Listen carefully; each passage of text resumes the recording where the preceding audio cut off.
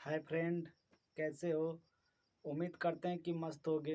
तो आज हम लोग एनसीईआरटी क्लास 9th का मैथ का फर्स्ट चैप्टर पढ़ेंगे, जिसका नाम है संख्या पद्धति नंबर सिस्टम।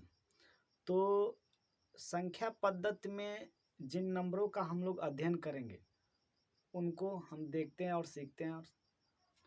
तो जैसे हम संख्या पद्धति में अगर नंबर को बांटे तो संख्या पद्धति में जो हम नंबर को बांटते हैं वह दो भागों में बांटते हैं। एक होता है वास्तविक संख्या, एक होता है काल्पनिक संख्या।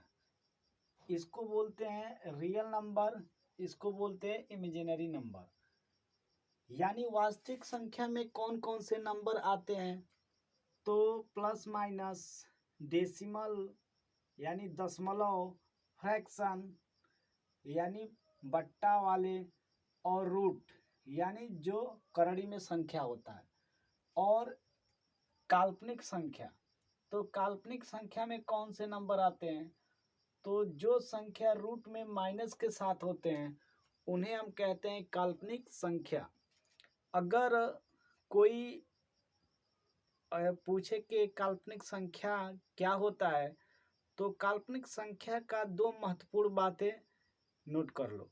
जैसे काल्पनिक संख्या वे संख्या होते हैं जिनको हम संख्या रेखा पर दर्शा नहीं सकते।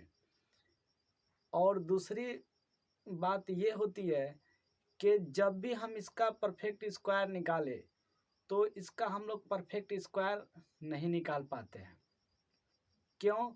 क्योंकि जो संख्या रूट में माइनस के साथ होती है हम लोग उनका परफेक्ट स्क्वायर नहीं निकाल सकते।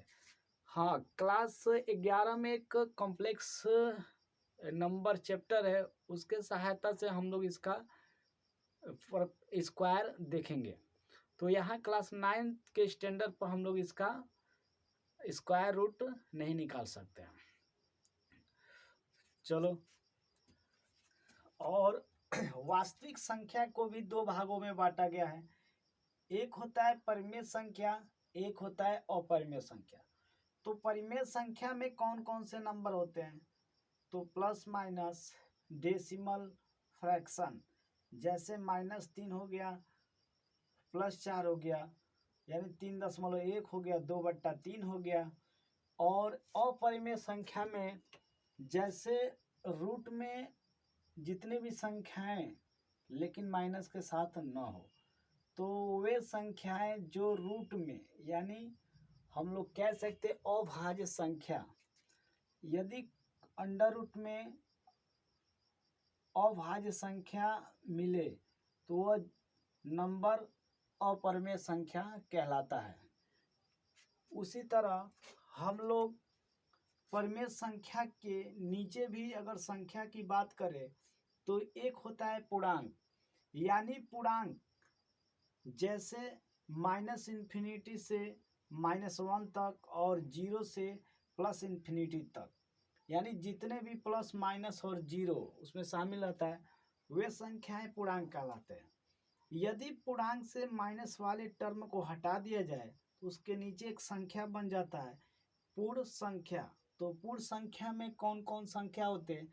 तो वो हमेशा 0 से +∞ तक। उसी तरह जो लास्ट वाला संख्या बचता है, अगर इसमें से 0 पूर्ण में से अगर 0 गायब करते हो तो वह होता है प्राकृतिक संख्या। यानी प्राकृतिक संख्या हमेशा 1 से ∞ तक चलता है। तो उम्मीद होगा कि ये बातें समझ में आ गया होगा। तो आज के लिए इतना ही, और फिर मिलेंगे और इसको कंटिन्यू करेंगे।